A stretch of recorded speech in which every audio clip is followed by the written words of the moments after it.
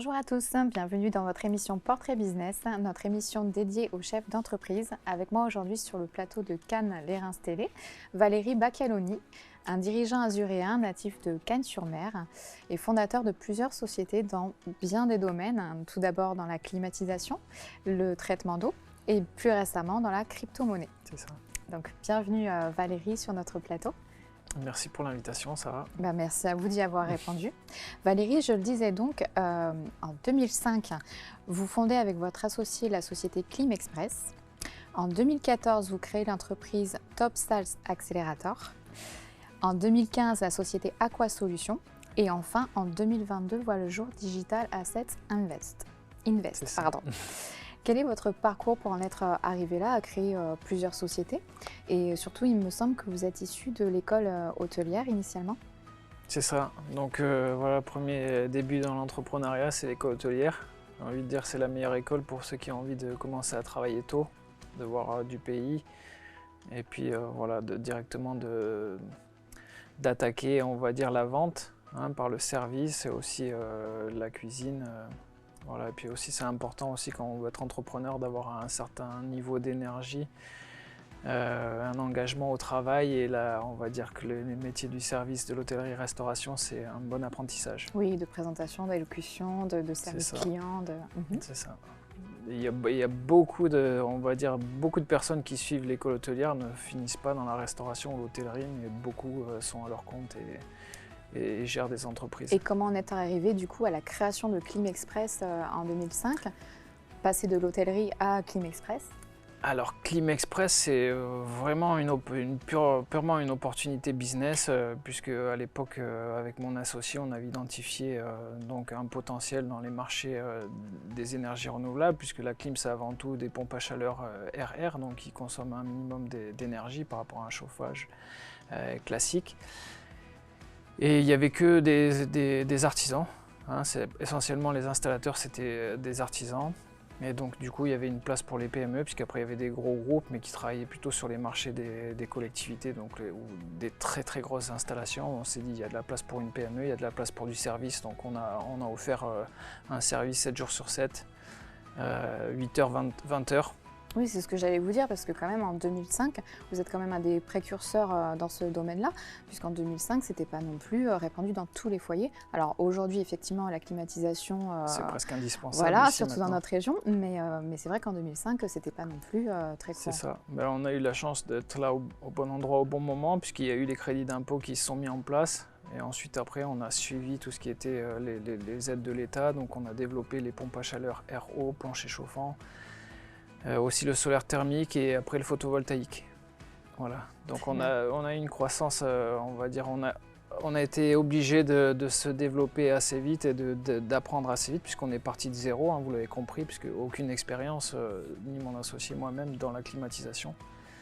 On est parti de zéro et en 6 ans, on faisait près de 2 millions d'euros de chiffre d'affaires avec une équipe de entre 15 et 20 salariés, puisque on travaillait avec des personnes aussi pour la saison estivale, où il y a un gros surcroît d'activité. Donc justement, pourquoi avoir décidé par la suite de créer d'autres sociétés? Pourquoi vous ne vous êtes pas concentré sur le développement de Climexpress si ce n'est pas indiscret?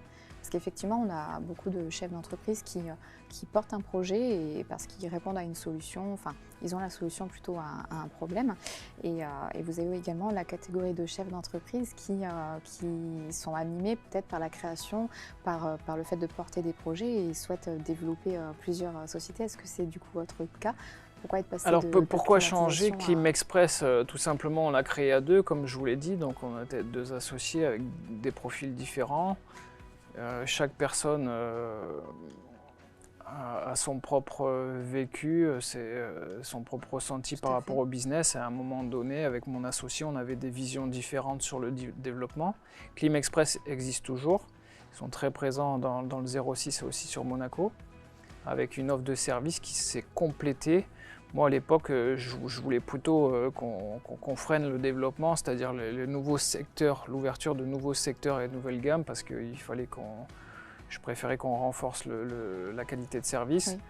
Mon associé voulait rajouter, lui, des nouvelles offres comme les ouvrants, les fenêtres alu, etc. Donc partir plus sur une vision plus globale du bâtiment, offrir une gamme de services. Donc voilà, à un moment donné, on s'est séparés. Voilà, on est resté, bien entendu, moi j'ai revendu mes parts, hein, ça se fait, voilà, ça s'est bien passé. La preuve, c'est qu'on va en parler après, on a fait un nouveau business dans la crypto quelques années plus tard. On est toujours resté en contact, on échange voilà, régulièrement. Ça fait partie de la vie des entreprises, surtout quand on est avec des associés. Voilà. C'est un parcours, j'ai envie de dire, qui est assez fréquent. Et donc, oui, excusez-moi, c'était peut-être une question un peu indiscrète, non, mais non, voilà, en tout cas, vous y avez répondu très bien, je vous remercie. Et donc, vous avez fondé Aqua Solutions. C'est quand même bien dans l'actualité d'aujourd'hui, avec la pénurie d'eau que l'on rencontre. Qu'est-ce que Aqua Solutions? Alors, Aqua Solutions a été créé pour développer, en fait, pour commercialiser un procédé innovant qui s'appelle AquaProcess, qui est un traitement d'eau physique par champ électromagnétique alternatif ultra basse fréquence. Donc sans produits chimiques. Voilà, le gros intérêt de cette technologie, c'est qu'elle permet de traiter l'eau sans produits chimiques. C'est une technologie qui est très aboutie et qui permet surtout, c'est une technologie efficiente, c'est-à-dire qu'elle consomme un minimum d'énergie et elle permet de rendre un apport énergétique conséquent. Et surtout, c'est une technologie qui ne nécessite pas d'entretien, qui a une longue durée de vie, donc c'est un produit qui est durable. On l'a dit tout à l'heure, c'est une clean tech, parce qu'aujourd'hui la qualité de l'eau c'est important, c'est d'autant plus important qu'on a des ressources qui sont en train de se raréfier. Donc on a une qualité de l'eau qui a tendance un peu à se dégrader. On retrouve plus de métaux, on retrouve plus de produits comme des sulfates ou autres, puisqu'il y a moins d'eau, donc les éléments dissous, on va dire, ils sont dans des proportions plus importantes. Et pour nous, c'était essentiel. Moi, souvent, mes enfants, ils rentrent de l'école, ils parlent toujours de l'écologie, qu'est-ce qu'on fait, tout ça. Voilà, pour moi, c'était important aussi. C'est bien de faire du business pour gagner de l'argent. Mais d'apporter une vraie solution. Voilà, avant tout, pour moi, c'était important, c'était de faire quelque chose pour la collectivité, pour la communauté. Bien entendu, notre objectif, c'est de faire du développement, bien sûr, de faire du business, de gagner de l'argent. Et quelle est justement votre clientèle?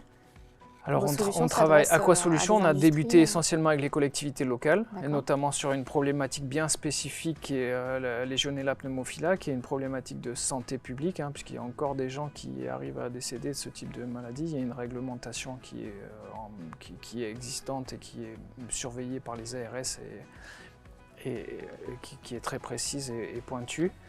Et nous, on arrive à traiter ces problématiques-là avec le procédé AquaProcess de manière pérenne et définitive. Voilà, c'est un gros plus. Votre clientèle, vous la clientèle, donc les collectivités locales, voilà, tout ce qui est ERP, donc les stades, les gymnases, aussi les maisons de retraite, tout ce qui est accueil, maisons d'accueil, les internats. Aussi, on travaille avec les bailleurs sociaux, puisque eux aussi, ils font des analyses de manière régulière. Des groupements de maisons de retraite aussi. Et après, on travaille avec l'habitat collectif, bailleurs sociaux, mais aussi des copropriétés qui ont des problématiques soit entartrement, soit des problématiques bactériologiques, soit aussi parce qu'ils cherchent à faire des économies d'énergie. Là aussi, c'est un grand sujet. Et donc, on arrive à optimiser l'efficacité énergétique des installations qui ont vieilli, sur lesquelles il y a des dépôts qui se forment et qui, du coup, freinent, ralentissent les échanges thermiques. Mais vous avez pu vous entourer quand même d'une équipe de scientifiques, d'ingénieurs, parce que vous êtes vraiment très calé sur votre domaine et pourtant vous touchez à plusieurs domaines. Comment vous avez fait pour créer ces sociétés-là différentes et être vraiment à la pointe de votre... Avant tout, je m'y suis intéressé moi au sujet. Moi, j'avais un petit... Petite dédicace à ma tante, j'avais un bac S option physique, elle est prof agrégée de physique, elle m'a fait réviser à l'époque.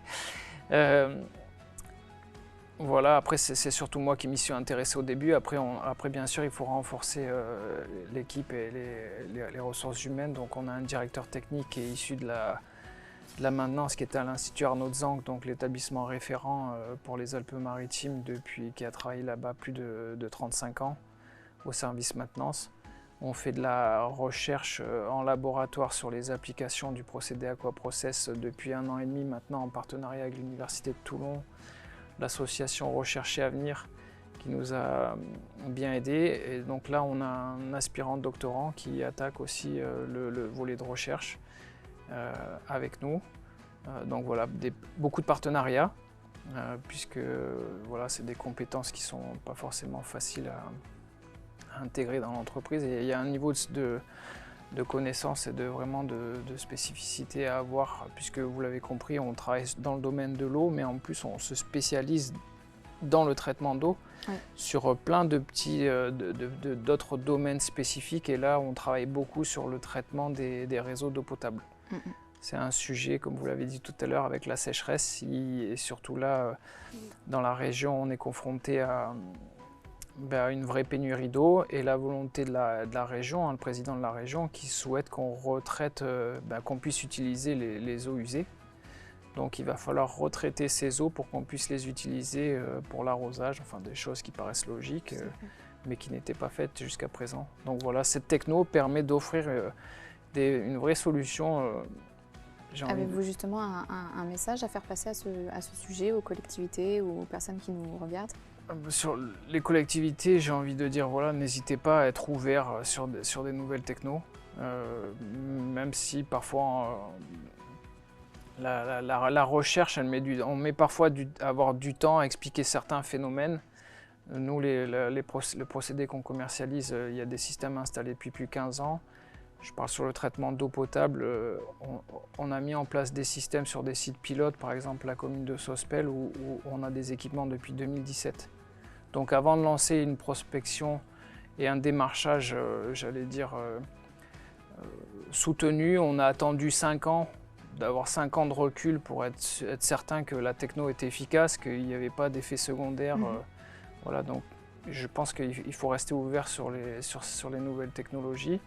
Maintenant, il faut être efficace, il va falloir être très rapide, puisque les problèmes sont là, il faut les gérer. Et construire des usines, ça prend beaucoup de temps, ça nécessite des fonds qu'on n'a pas forcément, que les collectivités n'ont plus forcément. Il faut faire des choix.